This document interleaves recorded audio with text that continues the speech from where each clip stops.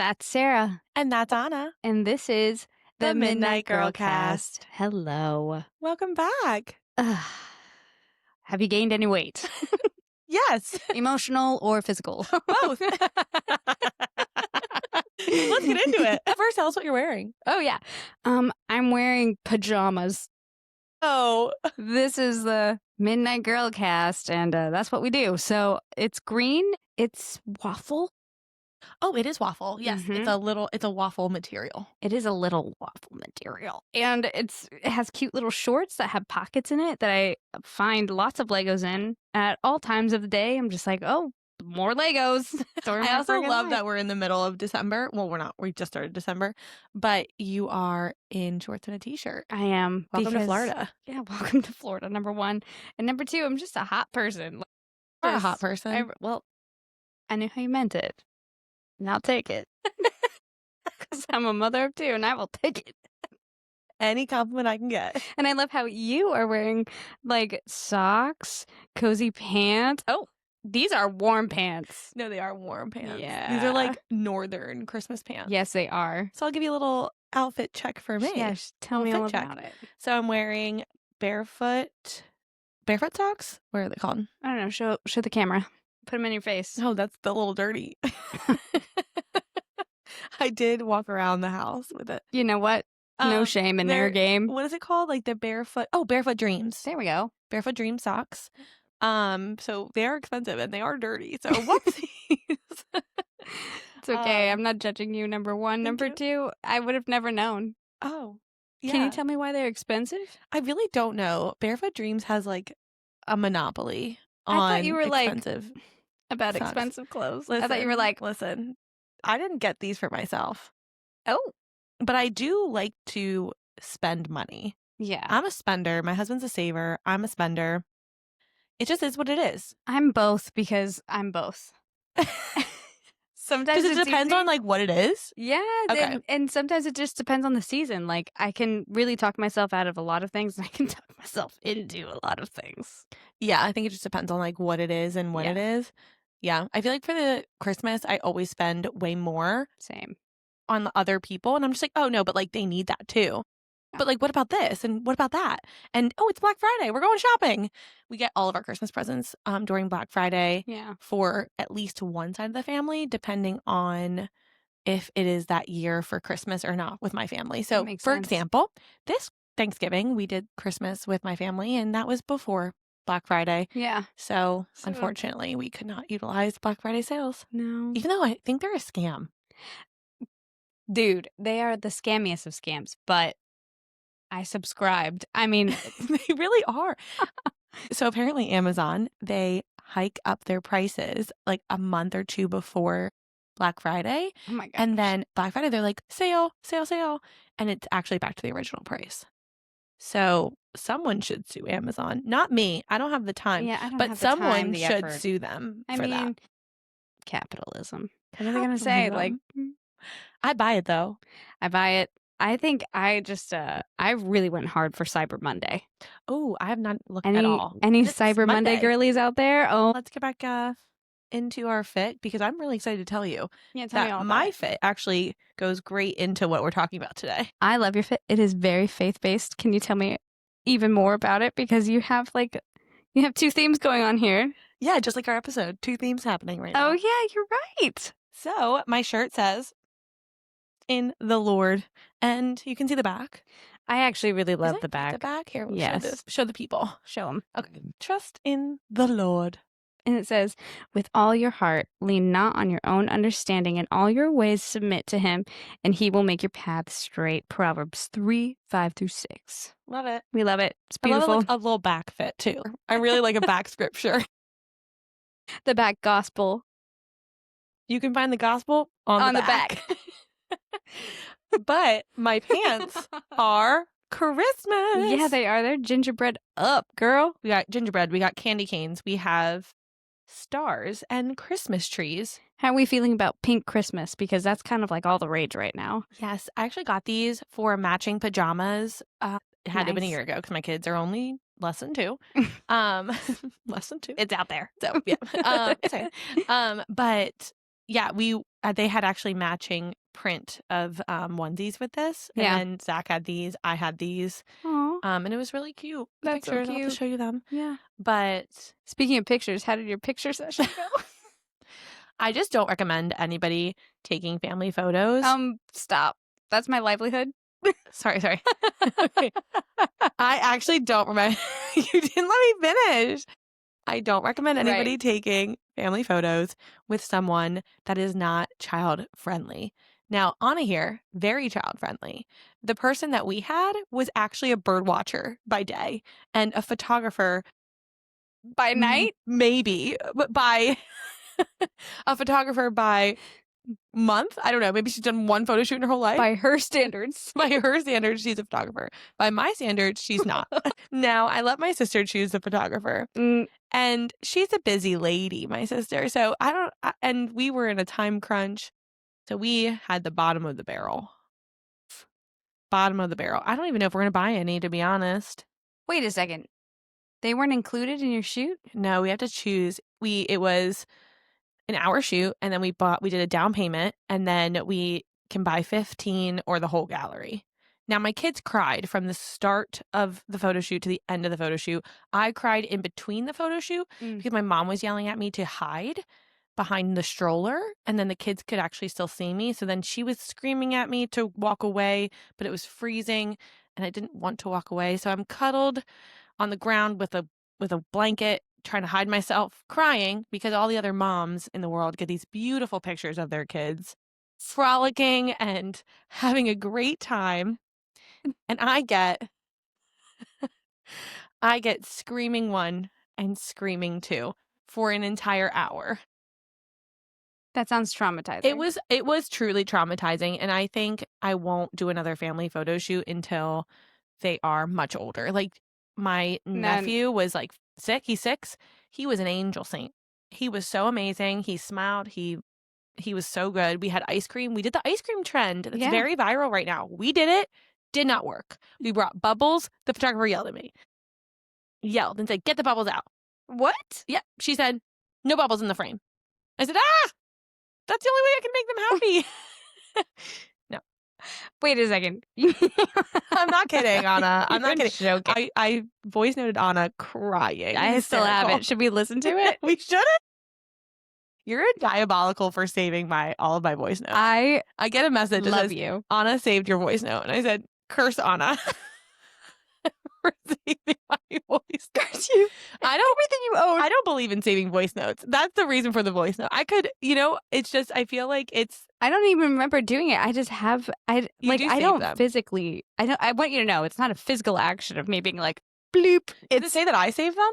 Yeah. Wait, it does? It says kept. That's so weird. I do not keep them. Okay. I think it's a thing, and then you have to turn it off. Because I will trust you with our kids. I will trust you. I let bubbles in the frame. Immediately trust. What's wrong with her? I know. Well, a lot. Give me a call, hon. Okay.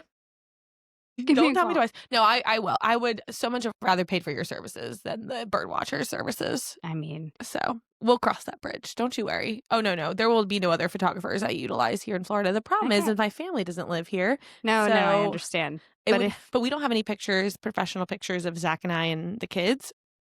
Terrible photo shoots aside. Traumatizing. Tell me. Traumatizing. And literally, of all of the things that we could be talking about, I do want to know, which one has your brain buzzing this week?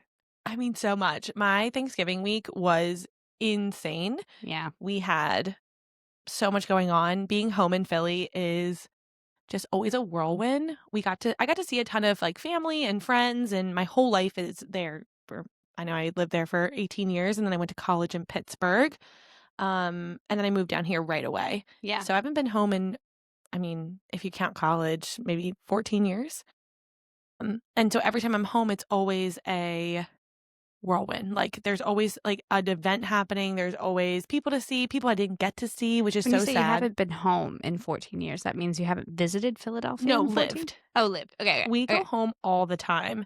Even with the kids, it's always wonderful to go home, but it's also really overwhelming and emotionally draining. And we actually got to celebrate Thanksgiving up with my grandparents, with my mom's side. That's so fun. And then we got to do Christmas with my fun. immediate family. That's kind of crazy that you already did a Christmas. Yes, every year. We do every other year. His parents, my family, his family. Over Thanksgiving weekend? No, for Christmas. So we have to fit in Christmas. If it's not my family's year, we fit in Christmas either before the holiday, never really after, but always like in the month of December, we'll go up. Yeah. And this year it just happened to be Thanksgiving. Wow, that works. I know. Yeah. So that has been my week. The girls met Santa. That's fantastic. For the first time. Did they love it? Did they cry? Cried like babies. I mean, because they are. They hated it every second. I have pictures off the show. That's actually my favorite, is when kids are crying with Santa. I don't know why. It just feels so iconic. Yeah. I love that photo. Yeah. I don't know why, but I love that photo. Well, it's just because like they have no idea who this like man is. And they're like, no. And our Santa was phenomenal. Yeah. He was singing like an angel. He was like singing all of the Christmas music. He was like talking to I know. He was talking to the kids. Like, you met the real Santa. No, I know. You met the miracle on 34th Street Santa. It felt so magical. So charming. I know. Charming Santa. So that was my Thanksgiving. That's what's on my mind. Well, I love that for you. For Thanksgiving, my family wanted to celebrate everybody's birthdays that had been that month as well. One of the first gifts that I opened was from my brother, and him and my sister-in-law gave me this owl, the Harry Potter owl, mug and 2 chocolate frogs, because for my birthday, I went to go see the Tom Felton on Broadway. Harry Potter and the Cursed Child. I believe in magic. Are you telling me before this you didn't? Girl, I was just like, I love this. Editing is good. You know? Now I believe it's real. Like, there's no way that wasn't real. The staging was so incredible. The Dementors was so scary. It's the first time I've ever cried. I've been so scared. Wait, the Dementors they're scary? We have not debriefed. Sarah. I'm so scared now. I'm going in January. It's so good. I can't wait. No, it's gorgeous, but it is terrifying. It's gorgeously terrifying. The way, I have goosebumps all over my back right now.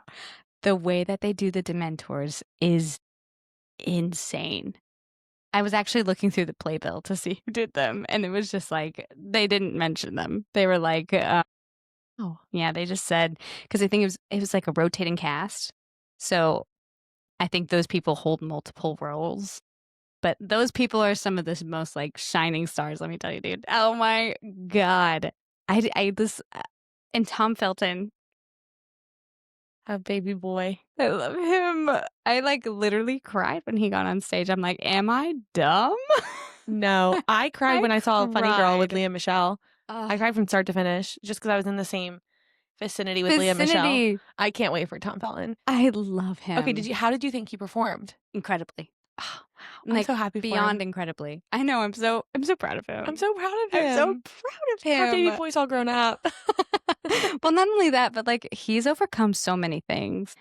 It's so hard to think of people as celebrities for this reason, I think, because they are people. Tom Felton is incredibly talented and went through a lot out loud. And I just couldn't imagine how that must have felt out. He went through like thoughts, depression, and addiction. I don't think I knew any of this. I just put my head in the sand when it comes to Tom Felton. I'm like, Draco? Oh, that's him. That's who I talk, like, who I think about. People will I don't think about the real person behind it. I literally can't stop thinking about the real person behind it. Like, we went out, and you know how New Yorkers made them stop doing this, but people will line up outside of the theater before like the theater is let out because they know that Tom Felton will be coming through the theater door. Yeah. And I mean, it just scrunches up the whole place so that like people who've actually seen the show don't have a place to go see the people that were just in the show. Yeah, and it's very annoying. Yeah, very annoying. It's very annoying. But I went out there and made Phyllis wait for a couple of minutes, and I felt bad because I was like, I want to see Tom Felton because I'm fangirling really hard right now. But Tom Felton's also just like a person, and I feel bad just like standing here to see him. You know what I mean? I know how I you feel. felt kind of like I am the problem. It's me. Yes, like when You they talk know? about like the overhype of celebrities and the oversaturation of celebrities' private lives, I guess. Yeah, I mean, But everything's out loud for them. And yeah, Phyllis and I just got into a really deep conversation about like being a celebrity, what it would be like fame just kind of torturing you. yeah. Because I couldn't imagine just like he wakes up in New York. Does he go out and get coffee? Is he able to go out and Is get he coffee? able to go out and get coffee? Well, It's a him big and city. Hermione Granger ever be together? Here I am. I'm like, how is he as a person? And you're like, and will he kiss her? Did you see? Will they kiss? Wait, did you see did did he do it for your show too? What? When he said Hermione Granger was like that. Yes. He was like, what did he say? He says something like, Hermione Granger bossed me around and I kind of enjoyed it. We were all like, Oh, Phyllis could not stand me. And he was like, out. I'm gonna be like on edge of my seat, just patiently waiting for that line. I love that line. I love the whole thing. I wish I could go experience it again. I'm the luckiest person in the world to have been able to see it so close to opening. Yes. I just feel so privileged. I just feel like I'm on cloud 9. I was just like, this is the best year. That's amazing. What a great birthday gift, too. It is our 8th episode this week. We are going to be talking about Jesus and Santa and how you can have both. It's not either or. It's and. Let's use the and, people. It's and. So really, we're going to give you the lore of Jesus. This is birthday. We're talking about birthdays. So actually, we didn't really stretch too far from the episode. No, we didn't. We talked about Anna's birthday and Jesus's birthday. Not as important, but still. Lies. I think actually Jesus would disagree. You're right.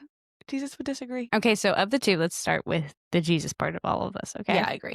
All right, so Christmas is really about celebrating the birth of Jesus. And I hear you, Baptists, in the back. Jesus is the reason for the season. Reason for the season. Reason for the season. That should be our title. Reason for the season. Oh, I like that. I like Santa that. or Jesus? Question mark. The great debate. Is it or is it end? It is and. Okay, my friend. All right. Get into it. Well, as Christians, we believe that Jesus' birth is the moment that God came close. God showed up as a baby in a quiet town, and that is why the story matters. And even though the Bible actually never gives a true date to Jesus' birthday, early Christians eventually felt like the birth of Jesus deserved its own day. The incarnation is a big deal in Christianity. It's the moment heaven touched earth. And historians believe the early church did not celebrate birthdays in general. Which I think is so crazy. I know. Could you imagine not celebrating your birthday? Well, I mean, remember when I told you I went to Africa? Yeah. They actually don't really celebrate birthdays there either. So interesting. I thought it was kind of sad. They just don't care. They were like, well, this wasn't a part of the culture. Yeah. Not yet. But the birth of Jesus was different. It was the beginning of the story of salvation. So eventually believers wanted a day to honor that. By the 3rd and 4th centuries, Christians started asking, how do we mark this miracle in a way that points back to hope? They chose December 25th, not because they thought it was the exact day like we talked about, but because it symbolized something powerful. December 25th sits right after the darkest day of the year, the winter solstice. So the world is literally turning back toward the light. Days get longer, nights get shorter. It is a moment of actually cosmic hope. That is so beautiful. I love the reason why Christians chose the date. Yeah. I don't think I ever knew the real reason, right? It doesn't get talked about a lot in the church. I think that the winter solstice thing came from pagan worship. Yeah, it did. And then Christians wanted their own thing to stand in the midst of all the pagan holidays. Mm-hmm. And if I'm right, that's why they like made December 25th what it is. So I think just like that culmination of everything gives us Christmas. And early Christians also thought that it was just a perfect symbol. Jesus called himself the light of the world. So celebrating his birth at the moment when light begins to return to earth honestly just makes so much spiritual sense. When we learned that doing our homework this week, I was like, okay. I know. Some artist was in charge of that. I love that. Because it was not about matching the historical timeline. It was about matching the message. And Jesus brings light into dark places. He brings hope when things feel cold. He arrives quietly, but changes everything. So it's really not about the accuracy of the date. It's just about the meaning itself. It reminds us that God shows up in the middle of ordinary life. It's in the small moments. It's in the quiet nights of winter, in the unexpected places. Yeah. And the Nativity is not just a story about a baby. It is the beginning of our rescue story, the rescue story. God with us, Emmanuel. That is why it deserves a whole day. Yeah, and that's why even with the trees and the presents and all the fun, Christians still pause on December 25th to remember the heart of the season, the arrival of Jesus. So let's talk about his rival, Santa Claus. Not his rival. No, well, some Christians would believe that it is. I totally understand. And I don't think it's his rival either. I think they're teammates. They're honestly. best friends. Yes. Okay. So let's talk about Santa, because this part is actually way more interesting than people realize. Santa did not start as a cartoon character or a marketing strategy. He literally started as a real Christian leader. Yeah, the real person behind Santa was actually St. Nicholas of Myra. We love him. Yeah, he lived in the 300s, which is actually now Turkey. Even historical accounts say the same thing. He was known for his generosity, especially towards children and toward people who were struggling.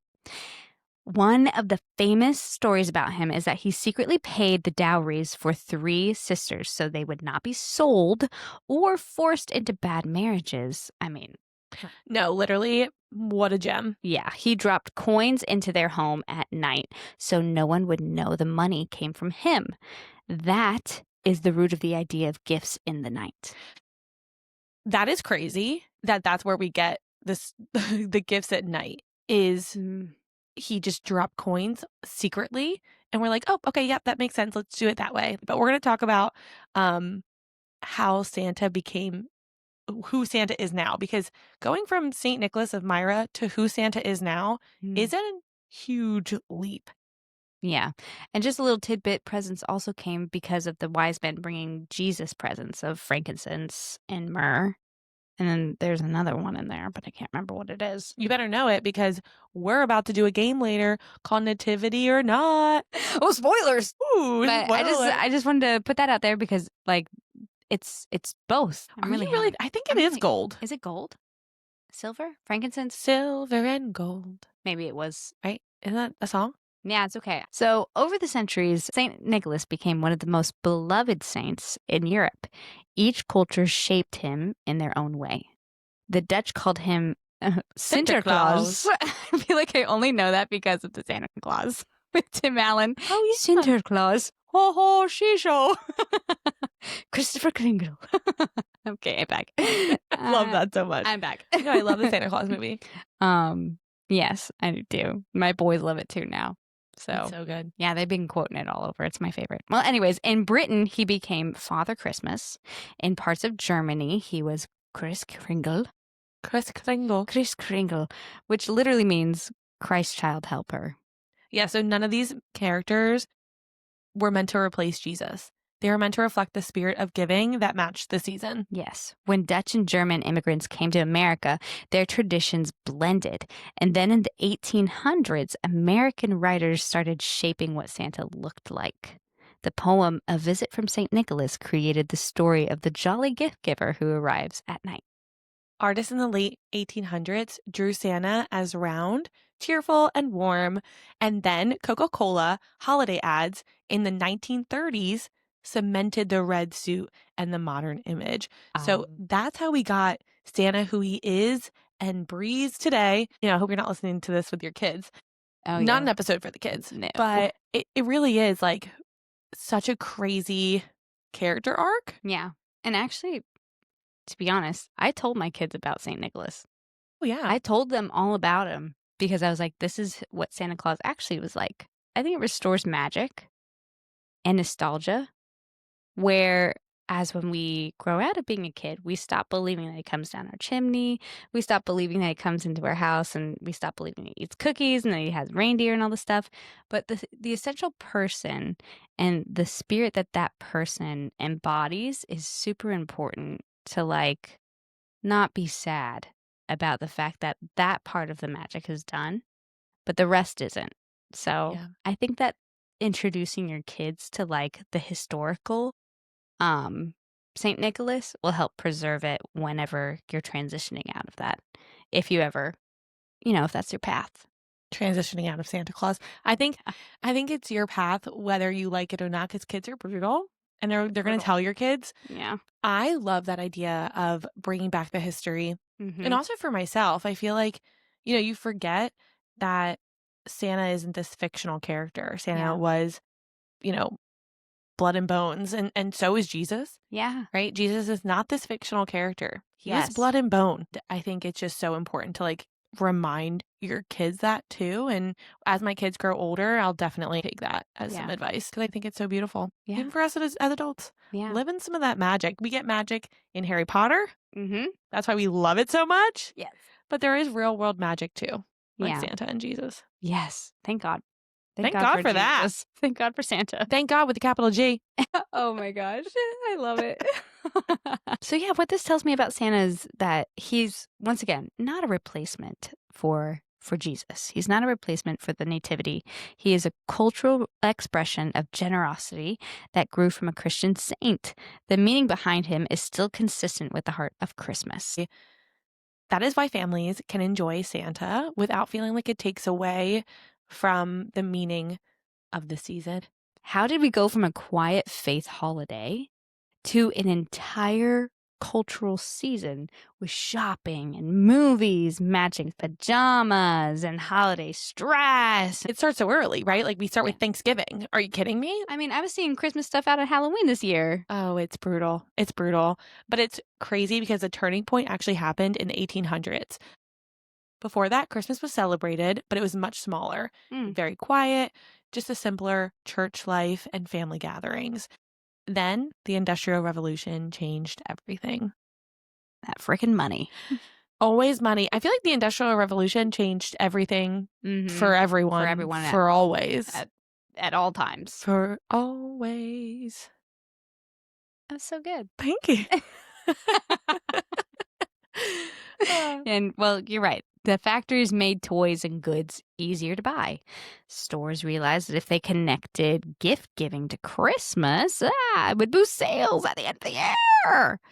That is when Windows. I'm sorry, are you an elf? You sounded like you were in the Santa Claus. I love the Santa Claus. I am an elf. You are. Wait, what's his name? I wanted to say Ebenezer. And he goes, Bernard. Bernard. That's who you are right now. Bernard. We need to catch the sales at the end of the year. Okay, Bernard. Do you remember those like dumb movies that people used to, the collages, they'd put your face in as an elf and you'd just be like, yeah, on Snapchat? Okay, I was wrong. Oh, no. I don't know. I'll show you later. Okay, thanks. Okay. Anyway. We're talking about the industry. We are. We're talking about the Industrial Revolution. That is when window displays, ornaments, and Christmas advertising began. Yeah, Christmas tree decorating started in Germany and spread to England when Queen Victoria married Prince Albert. So that was in like the 1830s, 1850s. Newspapers in America printed drawings of their decorated tree, and everyone wanted a copy. So it started the Christmas tree tradition here in America. I mean, that's insane. I love English, like, royalty. Yes. So the fact that it came from there, I was like, oh, that's such a fun fact. Yeah, I've been enthralled with Christmas trees my whole life. Really? I love it. Girl. Did you know that German, like, because you just said it started in Germany. They put candles on their Christmas trees.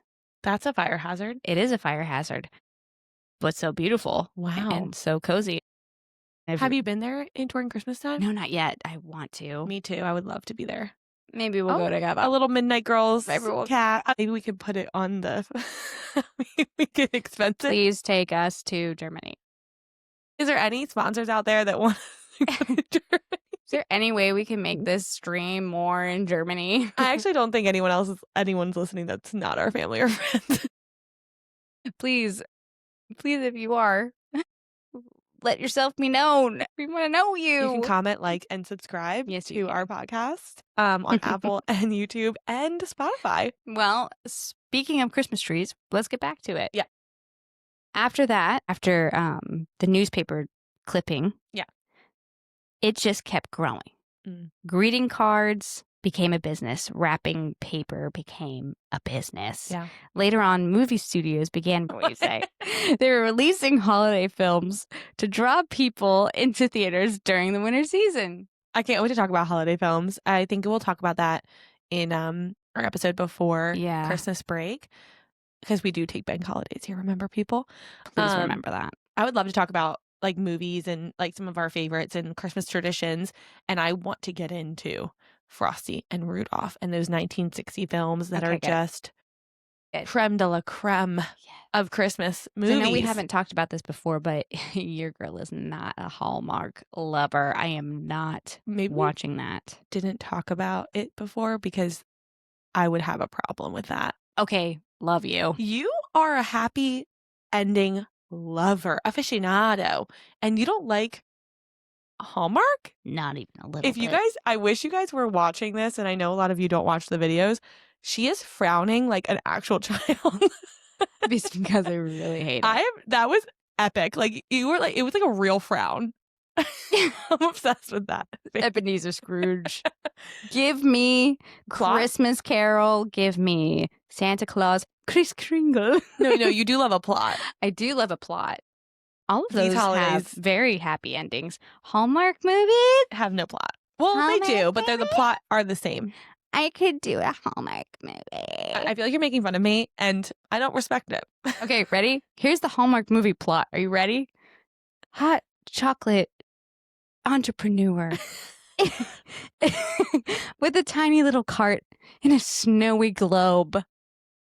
A snowy globe countryside. Don't shake it too hard. An avalanche might happen. Guy gets trapped in snow globe. So just to be clear, you think that Hallmark is actually sci-fi? I'm just saying this is how ridiculous it is, okay? It's like it really is like farmer meets girl, farmer helps girl save town, farmer and girl end up in love. No, wait, you forgot the argument. There's first an argument between them. No, they're having an argument because she didn't tell him that she's actually from New York City and she's moving back. How dare she have a career? How dare she care about herself? But she will give up the career. Don't you worry. Because he's a cowboy, girl. I don't need my big city life. No. Get it out of here. I don't need to be out there. Job or big city life. That horseman will take care of me. I'll give up my big city life career. And I'm gonna speak in an accent now. Come on, Billy. Come on. Anyway, I love it. And then they kiss and fall in love. And everybody else can scram. They usually only kiss in the last 30 seconds. Yeah. And mine is I hate when they don't give us 1 year later and I want to see a wedding. Like, I don't like where they just like, it's a cliffhanger. If you're going to kiss in the last minute of the movie, which is a lot of Hallmarks, not all. It's a lot of them, though. Yes. Leah Michelle is in one that I just watched. It's not a Hallmark movie, but it's a great movie. It's called Same Time Next Year. It's on Netflix. Highly recommend. They do kiss prior to a minute left of the movie, and they give you a little post movie special. Post movie special. About, 1 year later. I really, really loved it. I was like, what special are we talking about? No, just like the 1 year later, like in the credit, like before the credits. Okay, see, that's nice. That's Me nice too. for you if that's something that you care about. It is. It's not something I care about. I hate Hallmark movies. It's okay. We could just agree to disagree. Just like Christians will agree to disagree on our episode. And about every denomination out there. About how you can have Jesus and Santa. We're going to get some hate for that. I think we made our case, though. But we're not done making our case. No. Is it your turn or is it my turn to tell them facts? Hit them with the facts. Hit them with the facts, baby. Oh, yeah. So, and then in the 1900s, department stores actually started the idea of Santa visits, which we have just talked about, that they're so cute with the kids crying. It's so cute. I think it's a great idea to have Santa visits. I love when they cry. I like, not because I don't love when kids are scared or when they're crying. I just think it's such an iconic moment. No, it's a glimpse in time of they're only going to hate Santa for a very short amount of time of their life, and they're going to love Santa for a very short amount of time for their life, Yeah. and they're going to not think it's real for a long time of their life. So enjoy the little moments. Agreed. But you know what I hate? What movie I hate? I mean, we all know what movies I hate, so your turn. Charlie Brown. Charlie Brown can eat rocks. I think he needs to eat rocks, actually. I think that you are not allowed in my house anymore. That's fine. I'm going to come back, though. Our studio is here. This is wild. This is wild to me. This is wild to me. What do you mean? No, it's so bad. It's actually a family hatred. We don't watch it at all in my family. Why? My mom started the hate, and it has spiraled. Joy? Just hate the season? We love Frosty and Rudolph. Have you ever watched The Snowman? No. It's a really old movie. Zach loves it. I left today and the girls were watching The Snowman. The way we're skipping over the facts. I know, I'm pivoting. I'm trying to avoid this. The way that you were just skipping. You're like... It's like I like stirred the pot and then I left. She was like, bye. Charlie Brown socks. You know what, Sarah? Don't tell your kids. Your kids love me. I don't want them to hate me. They'll look at you like you have a fifth eye. Forget about your third and fourth eye. They'll look at you like you have a fifth eye. They'll be like, what do you mean? They'll be like, who is this girl? Weirdo. Who is this girl? Get her out of here. And then the Hallmark guy will come in from the snow globe and he'll be like, you got to get out of here, Toots. Not the Toots. I despise that term of endearment. Like, with a passion. Zach will call me Toots to piss me off. Like, when he's trying to be sarcastic and, like, get under my skin. I didn't even know. I know. I love that this came organically. Organically call me Toots. All right. Well, actually, this is in a moment where you wanted to aggravate me. Yeah, I really wanted to aggravate you. So, actually... It worked out perfect. There was the reason for the season right there. Jesus just showed up to everybody just then. He said, you know what? She doesn't like Charlie Brown. Guess what? We're going to call her Toots. Do you think that was Jesus' intervention? Yes. It's like, double down or run away. Let's double down. I know so many of you had that moment during the holiday times. Double down or run away. Double down. Always double down. Double down. Even when you know you're wrong. Even when you know you're wrong. Double down. We should give helpful tips to get through the holidays. Oh, I like this. This should be a game. Double down or run away. Double down or run away. Oh, I love that. Okay. I know that everybody else out there is also recovering from the fact that Sarah hates Charlie Brown. So everybody take a deep, cleansing breath. I'm not doing that. And exhale. I'm not doing that. I know, guys. I know. Anyways. Okay. So, the rise of consumerism.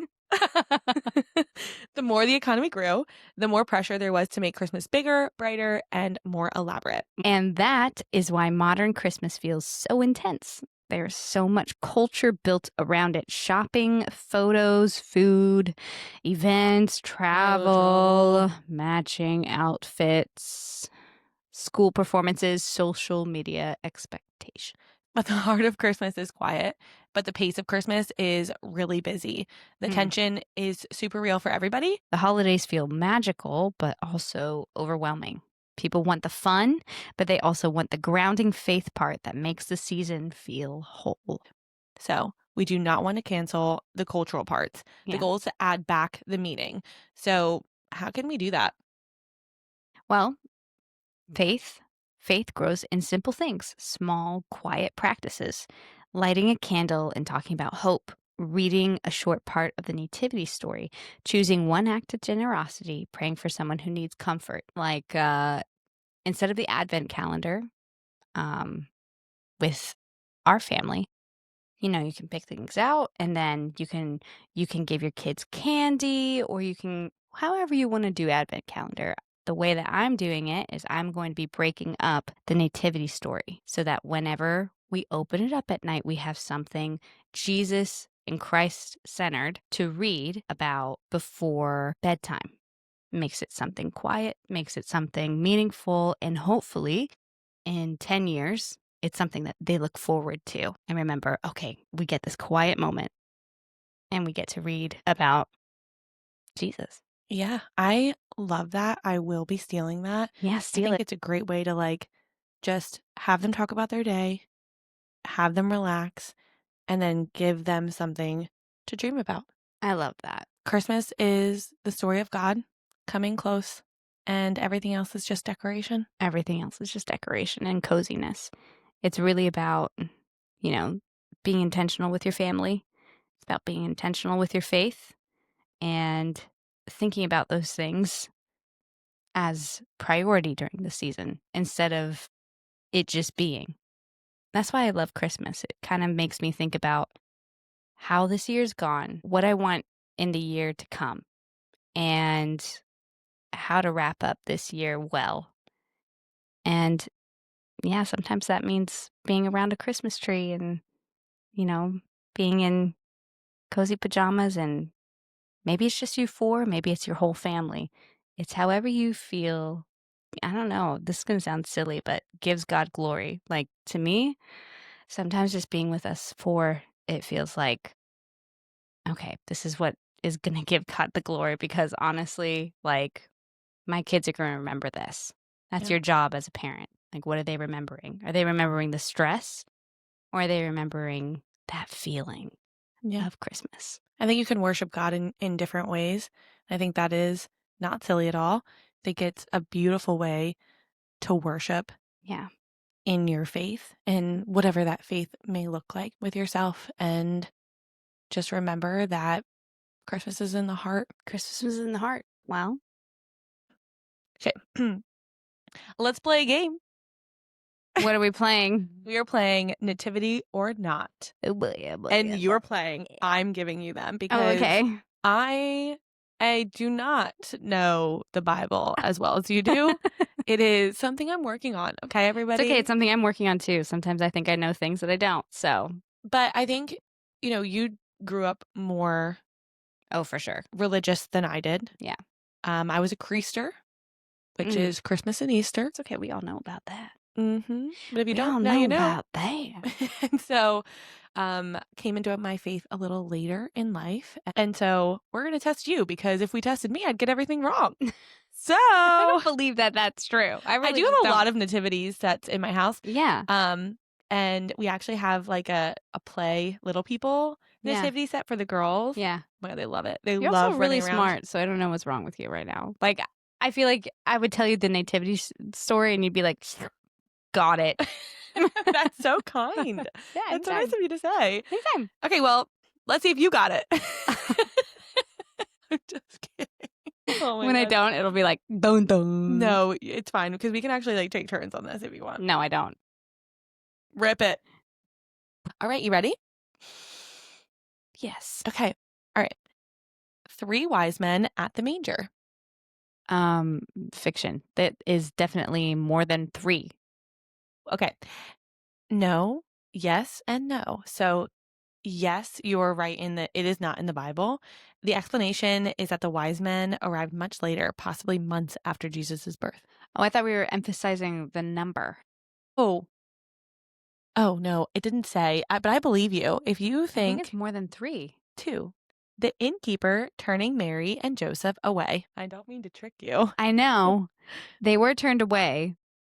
They were turned away from everybody in the town. Mm-hmm. But you are tricking me. I don't mean to trick you. This is a trick question. Okay, though. Fine. They were. That's true. It is not true. Because there was actually no mention of an innkeeper at all. It's just assumed that an innkeeper told them no, but it really could have been anybody. Oh, okay. But they were turned away. They were turned away. There was just no room in the guest space. But the innkeeper was just an added character in the storytelling later on. Okay. Angels appearing to the shepherds in the field. Oh, yeah. Do not be afraid. Yeah. That's very true. Beautiful. Yeah, because Luke says an angel appears to the shepherds, and then a whole company of angels appear. Yes, and it must be terrifying because he said, "Do not be afraid." And every time an angel appears in the Bible, the first words out of his mouth are, "Do not be afraid." And so of the Lord, and they're not trying to scare you. They say, "Do not be afraid," because they're scary. Oh. Yes, I didn't know angels. that every single time they say that. That's interesting. Yeah. Because, yeah, I feel like if an angel came down, my immediate reaction would be fear. Well, it's also because we depict them Differently than how they are viewed. way differently. It's supposed to look like this peaceful, almost like saint-like person, but the way that they're described in the Bible is terrifying. They have eyes like this. The seraphim alone are people to behold. Like the way that it is described, it's like eyeballs all around them, all over their body. There are like angels that have 6 wings that some cover their eyes to fly and to cover their feet because it's like a holy thing. It's like a sanctity thing. And then all of them are described as warriors. So, not like this Roman warrior with like wings, but like God's warriors. So, like if God created all of this and he's the creator, could you imagine what he would kind of like throw in the pot As for the of warrior? like his own warrior? Yeah, no, I would be frightened just with the eyeballs alone. You should AI image it because I did that once and I was like, No, I don't. I actually think I'm going to refrain from that. it's I actually don't really want. cool. It's really cool. You're like, I'm on his side. Okay, we're good. No, I agree. There is something beautiful that can be found, Yes. but it is scary nonetheless. Yes, that's why I So say do not be afraid. Okay, perfect. Next one. Okay. Mary riding a donkey to Bethlehem. I'm going to say it was true. It is not true, only because Mary did get to Bethlehem in some sort of way, Yeah. but it's just actually imagined that it's a donkey. It never explicitly says how she traveled to. Imagined by people or like historians saying, Historians. we guess. It's just tradition okay. that people traveled with donkeys. Yeah. So it's kind of like We they don't didn't have know, they but didn't maybe. have to say because it was assumed that she was traveling by donkey, but it never explicitly says. Okay. Apparently, according to chat. Where I found these questions. We love you, ChatGPT. Okay, cool. Jesus born in a wooden barn. I feel like these are all very tricky. I'm not gonna say in a wooden barn. He was born and then placed in a manger. Yes, you are correct. So the answer is not true. You are correct. Ding, ding, ding. It just means a feeding trough, a stone feeding trough. It's what a manger most likely meant. But it could have actually just been in a home too. But they were turned away from the guest house. So that's why they assumed that it was not that's why they assumed it was with all the animals. Okay. Got it. Yeah. Okay. So the little drummer boy showing up at the birth. Oh, absolutely not. No. That was just a great song. Such a great song, but you are correct. By Ding, Justin ding, ding. Bieber. Okay, Mary going into labor the moment they arrived in Bethlehem. No. Yeah, correct. Ding, ding, ding. The story does not give a timeline for when labor began. So they could have been there weeks. Okay, great. Yeah, and we all know how long it can take to give birth. Okay, animals gathered peacefully around the manger. No. No, ding, ding, ding. The paintings added that detail later on. Yeah, because they also thought it was in a barn. So they were like, put it around. Mm-hmm. Joseph delivering the baby. It doesn't say. No, it just says that no midwife was there. So, like, no midwife was mentioned. So it's just assumed that Joseph did it. Yeah. Which, good on him. I mean, honestly, be a man. Yeah. Jesus was born in the winter. Oh, this is also we don't know. We don't know. Not true. So the answer is unclear, like we talked about earlier. So I hope you all got this question right, whether you are a believer or not. Quiz. Because we talked about this earlier. The scholars debate it. The date is symbolic, right? Right. The wise men being kings. Yes, some of them were. Yeah, exactly. Some of them, but not all of them. They actually were likely scholars or astrologers. Right. Which, okay, Mary being in labor inside the stable. You try and trick me again with this stable crap. We're done. Okay, wait. Let's do another one because you're right. Okay, this is the final one. Okay, final one. Mary and Joseph traveling alone. I'm going to say true. Yeah, they don't know, actually. It's just that many families traveled together in groups back then, but the scripture never says. It never says. And there was no midwife, so I feel like if he was going to take anybody, it would be the midwife. Right?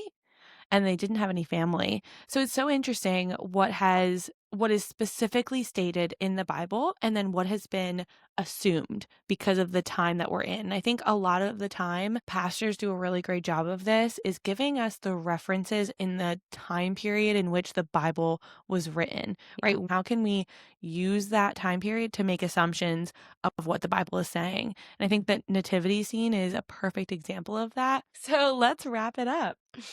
All right. Well, girls, we think it's time for you to go ahead and turn off the lights. You can shut your eyes. It's time to wrap up in a cozy blanket. Maybe download that Calm app You know what? You don't know what to get yourself for Christmas?